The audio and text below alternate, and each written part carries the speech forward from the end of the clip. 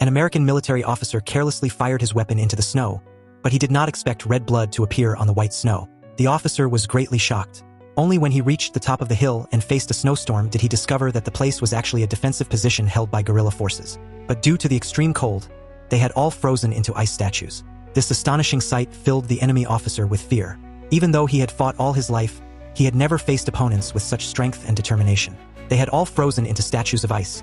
Yet in the final moments of their lives, they had maintained their combat positions with weapons ready to strike at anyone who posed a threat. At that moment, the enemy officer accidentally found a small piece of paper held by one of the soldiers. Out of curiosity, he carefully opened the paper and asked a translator to read what was written on it.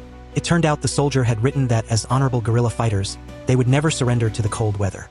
Even if they had frozen into statues of ice, they would still proudly stand at their defensive positions. These simple words gave the enemy officer chills of fear.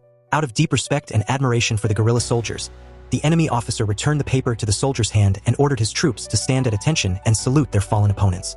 At that moment, the officer silently said to himself, if he ever faced a force with such unbreakable resolve, they might eventually lose the war.